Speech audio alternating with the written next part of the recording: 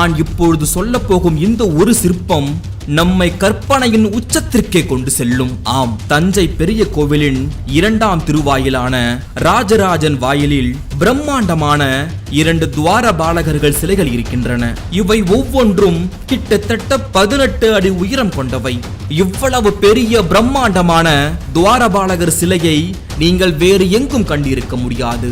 அது இங்கு மட்டுமே இருக்கும் ஒரு அதிசயம். இந்த 2 சிலைகளில் ஒன்றான இடதுபுறம் உள்ள சிலைதான் கற்பனையின் சிகரத்திற்கே நம்மை இழுத்துச் செல்லும் சக்தி படைத்தது. இந்த சிலையை நன்றாக பாருங்கள். அந்த துவாரக பாலகரின் வலது கால் கதை மேல் அழிந்து இருக்கிறது.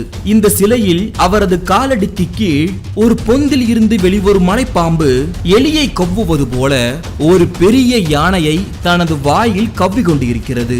கிட்டத்தட்ட யானையின் முன்பகுதி முழுவதும் அந்த மலைப்பாம்பின் வாய்க்குள் இருக்கும் நிலையில் அதன் தலையும் முன்கால்கள் மட்டும் வெளியே தெரியும் வகையில் இந்த சிலை வடிவமைக்கப்பட்டிருக்கிறது. அதாவது அந்த மலைப்பாம்பானது ஒரு யானையை விழுங்கும் அளவிற்கு வடிவமைக்கப்பட்டிருக்கிறது.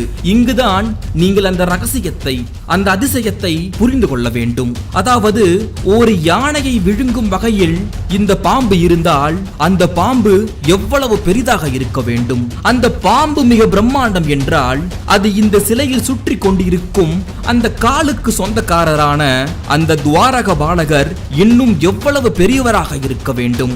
ஆக இவரே மிக பெரியவர் என்றால் அவருடைய காவலில் உள்ளே இருக்கும் அவருடைய எஜமானனான அந்த சிவன், அந்த பரமசிவன் இன்னும் எவ்வளவு பெரியவராக இருக்க வேண்டும் என்பதை நீங்கள் கற்பனையின் உச்சிக்கு சென்று பாருங்கள்.